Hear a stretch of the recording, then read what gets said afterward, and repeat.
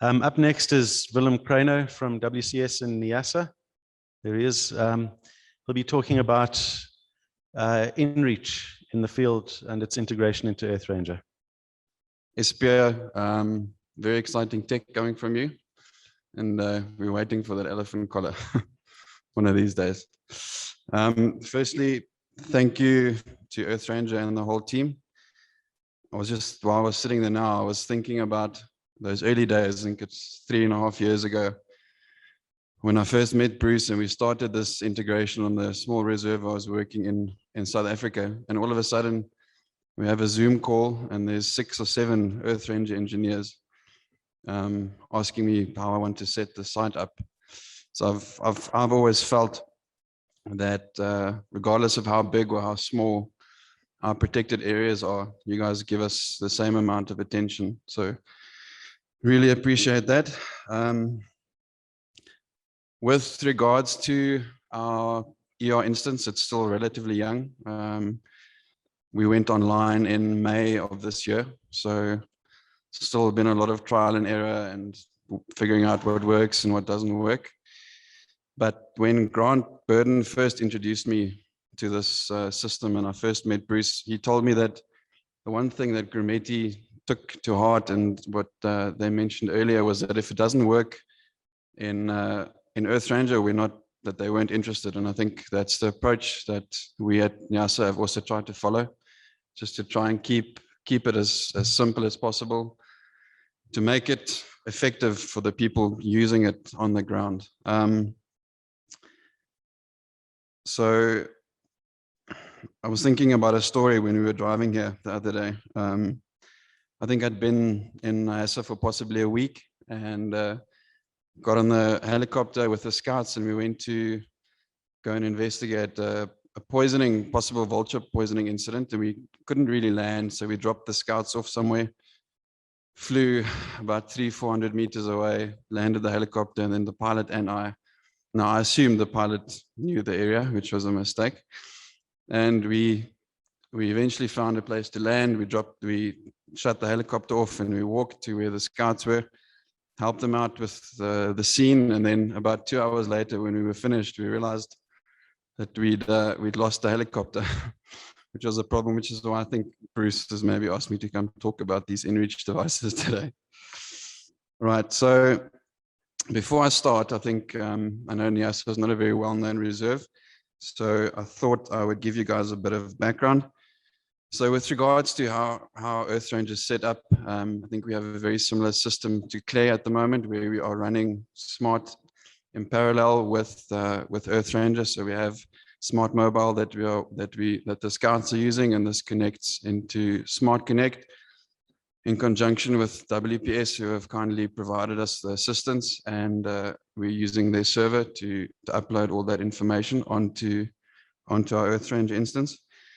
So Niassa is 42,400 square kilometers of reserve. So just to give you guys a bit of context, so Niassa is located right in the top part of northern Mozambique, with Tanzania as our northern boundary. Right, so just to give you a bit of context, so you'll see that it's divided into various different blocks. And one of the things that does make Niassa unique is that it is twice the size of Massachusetts. It's bigger than Switzerland, and every single one of South Africa's protected areas can fit into Niassa. We have if you work it out, we have around 250 scouts operating in the reserve. So that works out to about 1 scout for every 17,000 hectares, which you can imagine is not a lot of ground coverage. Right, so Naisa is a co-management agreement between ANAC and, of course, the company I'm employed by, WCS. And we also have quite a large number of, we have conservancy owners, and they have a set lease on Naisa, so it's definitely a very, very big team effort. It's divided into conservancies or non-hunting blocks, as well as quite a large proportion of those blocks being hunting blocks. Right. So what makes Niassa unique, and for me, coming from a South African conservation model where you have a fence around it and you protect what's inside the fence, walking into that place with 42 villages and counting, if you count the little ones that crop up and disappear according to the harvest season, and with almost 60,000 people at the last count living inside the park. It is, yeah, it's difficult to manage people, to try and manage those resources with that amount of people that are, most of them are living below the breadline. So it's home to one of the 7 most important lion populations left in Africa. It's large size. I mean, working with Grant Beverly, if he's still here, but remember in the early days working with him and Hoedspruit and releasing wild dogs, and then they hang around for about 6 or 7 months, and then they decide they don't like that reserve anymore. So Naisa is perfect for wild dogs. As an example, we have, at the last count, we have almost 400 wild dogs in the reserve, coexisting with all these villages, which I think is also an incredible story. Okay, so right. So as Espe was saying earlier, there are some parts of this conservation story that aren't very pretty. So you can imagine, with the amount of people that we have in the reserve, that comes with a lot of its own complications as well. One of the biggest being elephant poaching. So I don't know how many of you know the story, but in 2009, Niassa saw a sharp increase in elephant poaching, which was to be the start of a almost 10-year-long onslaught that would see elephants' numbers drop from around 17,500 to approximately 3,500 in that 10-year space, when the last recorded elephant poached with a rifle was in 2018. Lion populations followed a similar trend, starting at around 600, and there was an increase quite rapidly in 2012 due to law enforcement and also possibly the massive increase of elephant carcasses. It's a sad testament to that time now. When you fly helicopter or in the fixed wing, you're just constantly still seeing those old elephant carcasses dotted all over the place. Anyway, so that lion population is now stabilized at around 800. So just to give you perspective, that cairn that was created is at Mariri. It's one of the smallest blocks in Niassa. It's 60,000 hectares, and those are elephants that were just taken from that block, skulls taken just from that block in that time frame. Right, poisoning, as with a lot of you, I think I have that same problem. We have quite a big problem with poisoning and snaring of large carnivores. Commercial and subsistence poaching, I'll show you some use cases a bit later, is a major threat to us. I think I've been part of arresting more people in the short time I've been there than I have in my entire professional career in South Africa. Land clearing and illegal logging, as with most other rural areas in Africa, slash and burn agriculture is intrinsic part of their lifestyle, and trying to balance those people living inside a protected area or an area that you demarcate for them with that unsustainable land use is a constant battle, as well as hardwood timber that gets cut in Niassa, and then even though Tanzania on that side of the border doesn't have any wood left or any trees left, they still issue logging licenses. So all they need to do is get that wood across the border, and then it just gets shipped out. So that's also a major struggle that we face. As you all know, Mozambique is one of the most mineral-rich countries in Africa. So a lot of these villages take up artisanal mining. So also a constant threat during the rainy season. I think about a month ago, in the space of 2 days, we arrested more than 65 people just for gold mining, even though so some of those guys are getting 10, 15 years in jail because they're so poor. It's still, for them, it's still worth the risk. So I'll get to the actual reason why Bruce asked me to talk here today. So before I start, I thought I would share something with you, and I'd be very interested to hear if you guys had the same problem. When I was still in South Africa, and when we first started thinking about what was the best approach to use to track scouts, I had a long conversation with Cassie Knutzer from Valgevonden, who's not here today, and he brought something to my attention that I found myself later on, is to say, when he first started tracking his scouts, he, instead of seeing a more positive, instead of seeing his patrols become more effective, he actually had the opposite happen to him. Because all of a sudden he realized that his scouts took this as a breach of trust, and they actually stopped being as effective as they were. And I think the lesson, and I think someone mentioned it earlier, and Dave Powery mentioned it as well, is that you have to get a buy-in from your scouts and from your personnel into any technological system, and especially this tracking, to make them understand that it's for their safety, especially where we're working, so that if there's an issue, if they arrest someone, we can get to them quickly, I think is an absolutely crucial part of this technology. Right, so with regards to how our patrols in Naisa are set up, obviously we have differs in the rainy season and the dry season. But on average, a scout patrols varies between 10 and 20 days. Large areas of the reserve are very difficult to access. We have a very minimal road network, so they're difficult to access in the dry season.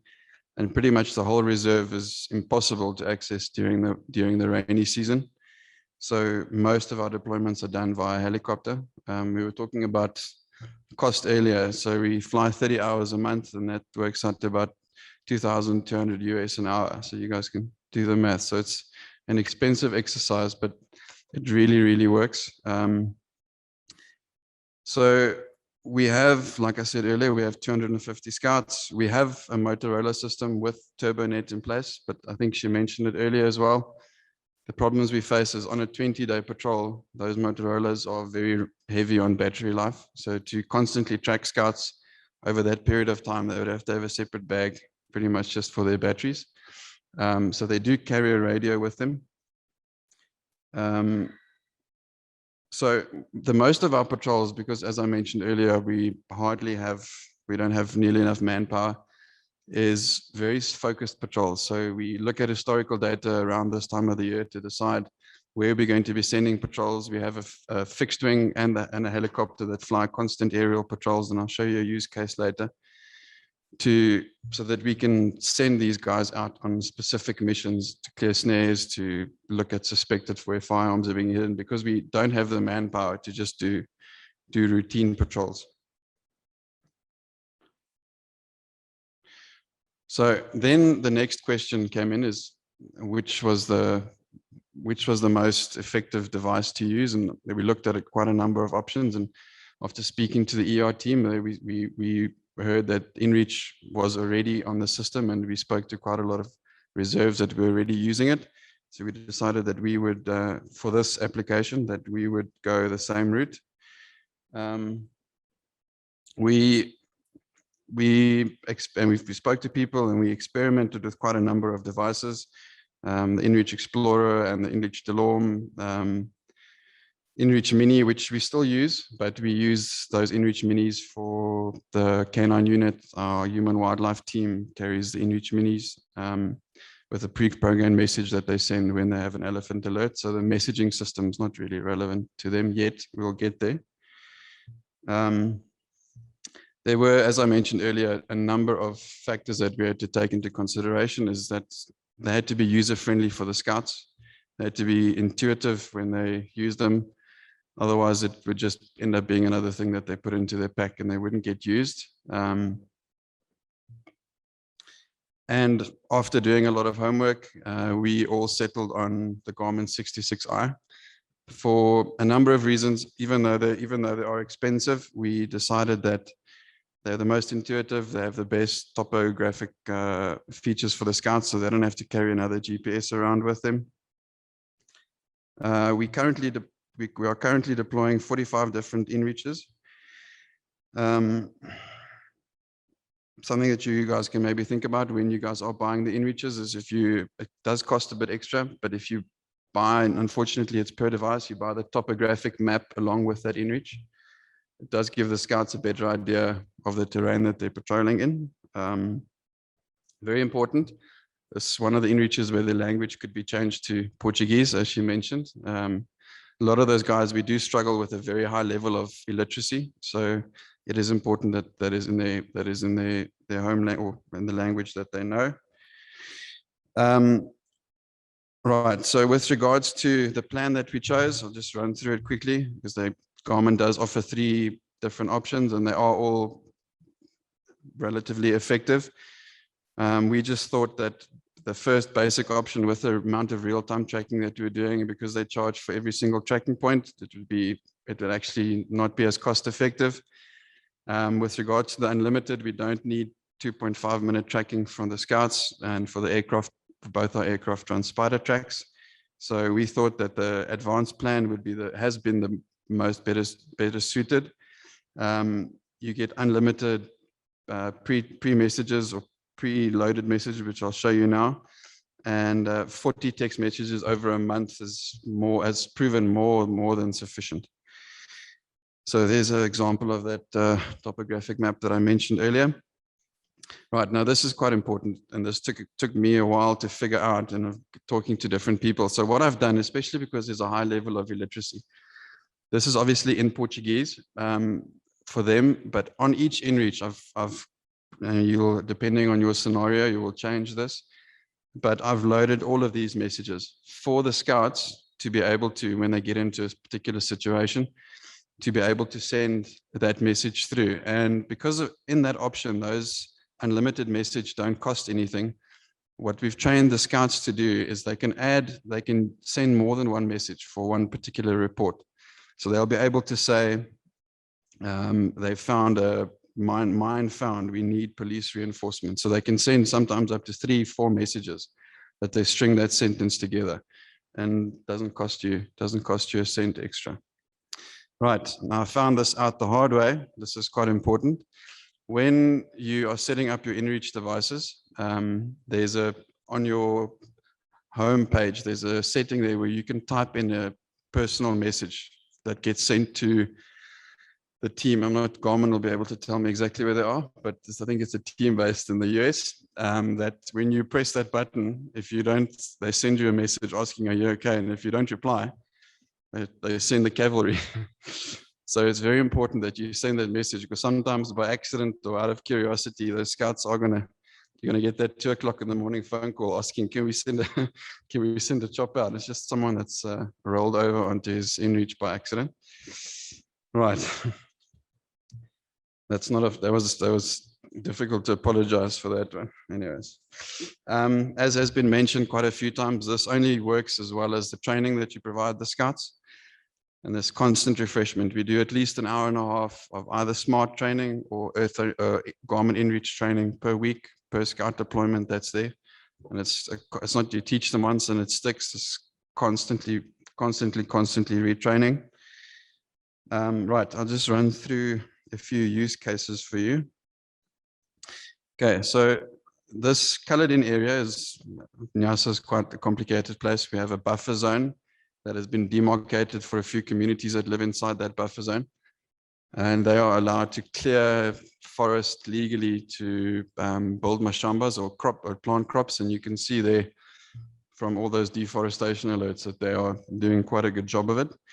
So we are constantly sending aircraft to monitor that line to make sure that they don't cross over, because once they've crossed over and they've they have placed themselves there and they've built a house, politically it's very difficult to relocate them. So one morning I was looking, you'll see on the bottom right hand corner there's a few glad alerts that have come out outside that zone, and I immediately sent one of our aircraft to go and investigate.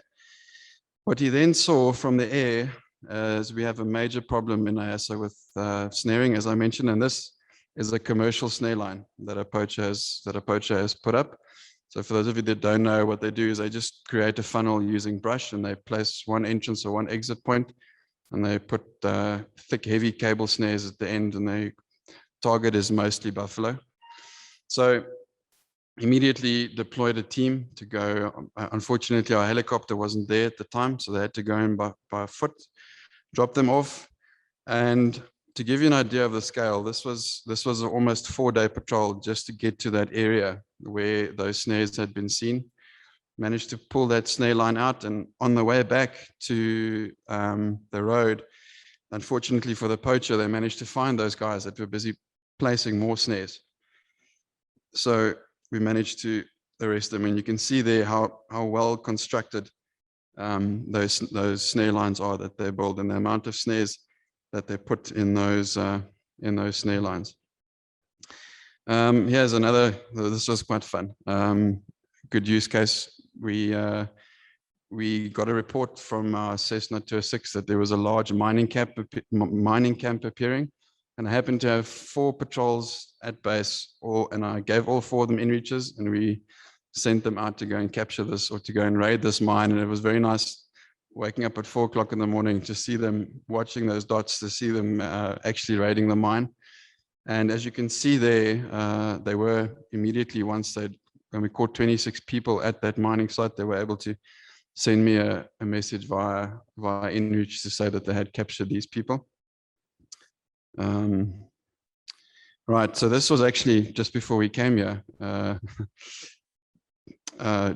Historically, the worst time of the year in Niassa for snare poaching is now, just before the rainy season. They find every single water source that they can, and they put a fence, or they put a snare around it. So we're very active in flying patrols around the villages. And this was me with the GPS around one of the villages, just marking snare lines in a 2-hour patrol.